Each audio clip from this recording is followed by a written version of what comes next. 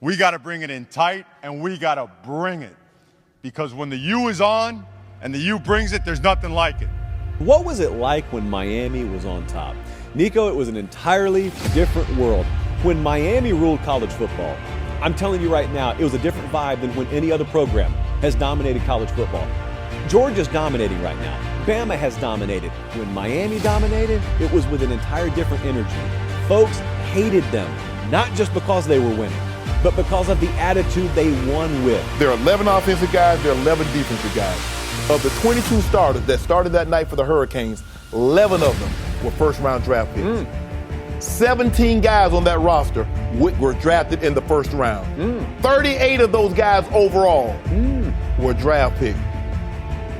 Now, when people talk about UM, they laugh. It's a joke. You know, it's hard for me to really follow and watch it because it's not up to my standard. You know, I just keep it 100. Another melee on the field. This one is getting out of hand. This is ugly. Very ugly. Now that's what I'm talking about. You come into our house, you should get your behind kicked. You don't come in the room OB playing that stuff. I say why they just meet outside in the tunnel. 2 months later, Brian Cata, a star defensive lineman at the University of Miami who dreams of playing in the NFL, was murdered.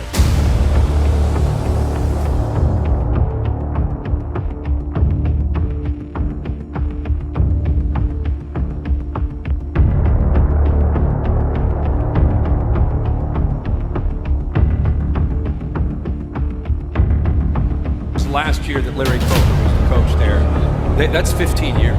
Miami has averaged 7 and 5 since 2006. They've had 5 head coaches. It's been a wild weekend for the University of Miami football program.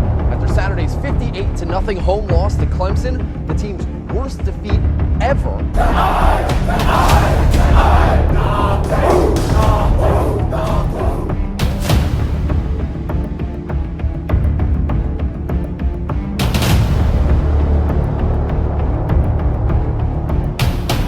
So Cristobal, I just interesting, or is, yeah. I mean, it's interesting to see now the timing of this, of how that's affected with, because he's brought a lot of notoriety to Oregon and a lot of talk, but there hasn't been a lot of winning. Not a lot of winning. Exactly, and you're still recruiting to Miami. No matter how good you are, you're still recruiting to a situation that we seem to always have these conversations about. But you know, my thing with Mario Cristobal is it would be the best hire that Miami could possibly make. I mean, this is a guy that is considered a top 5 coach in college football. It's a guy that I'm telling you, Alabama wants after Saban. Mario Cristobal teams always get up for the big games. What are you talking about? What are the big games that a Mario Cristobal team has not shown up for? Mario Cristobal has got a monster down there in Coral Gables. Me, I'm fascinated with Miami. They got 5 national championships. Miami comes onto the scene with my man playmaker Michael Irvin on the sideline, with Ray Lewis on the sideline, with Ed Reed, Edgerrin James, and these brothers, reminding you of what college football was like. And with the play clock winding down, saying in trouble and snapped back inside the 20-yard line. Messidor and Bain both in the backfield. And Beck's going to throw to Daniels. And Daniels has the first down. It's first and goal for the Hurricanes with 1:46 left. Has space. Malachi Tony still running. Touchdown, Miami. Electric with the ball in his hands. Carson Beck. He's going to run it in himself. Wow. Carson Beck. Mally, to be able to do this at a national stage, put on for the crib, you know, what does that mean for you?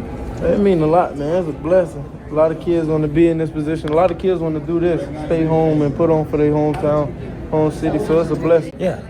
You see, that's what we headed. Back home.